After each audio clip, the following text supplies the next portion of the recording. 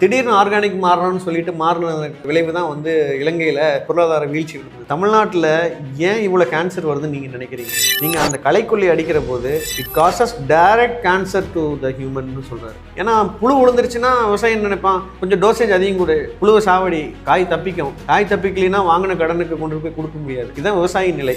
வேறு நாடுகளுக்கு மேலை நாடுகளுக்கு போயிடுவான், சீனா போயிடுவான், ஒரு புதிய கண்டுபிடிப்புகள் கண்டுபிடிச்சிட்டு வர மாதிரி போயிடுவான். அந்த காலத்தில் 5060 5060 பொன்னி பவானி நினச்ச நெல்லெல்லாம் நினச்ச விதையெல்லாம் வந்தது.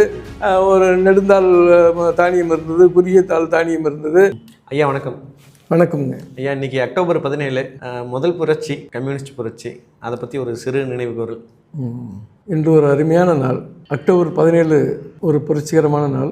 அடக்கப்பட்ட ஒடுக்கப்பட்ட தாழ்த்தப்பட்ட மக்களுடைய விடுதலைக்காக சிந்தித்த நாள். அடக்கப்பட்ட ஒடுக்கப்பட்ட மக்களுக்கான அதிகாரம் வேணும்னு ஒரு புரட்சிகரமான அமைப்பை ஏற்படுத்திய நாள், ஒரு புரட்சியை செய்த நாள். அப்படிப்பட்ட அக்டோபர் புரட்சி என்பது பரந்துபட்ட பாட்டாளி மக்களின் விடுதலைக்காகவும் பரந்துபட்ட பாட்டாளி மக்களுடைய பாட்டாளி வர்க்க சர்வாதிகாரம் படைத்த ஒரு அரசு அமைய வேண்டும் என்பதற்காகவும் சிந்தித்த ஒரு நாள், மகத்தான நாள், உழைக்கின்ற வர்க்கத்துக்கு ஒரு புனிதமான நாள். அதுபோலவே அண்ணா திராவிட முன்னேற்ற கழகம் தோன்றி 58வது ஆண்டு நாள். அண்ணா திராவிட முன்னேற்ற கழகத்துக்கும் அக்டோபர் புரட்சிக்கும் ஒரு ஒற்றுமையை நான் சொல்லணும்னு விரும்புகிறேன்.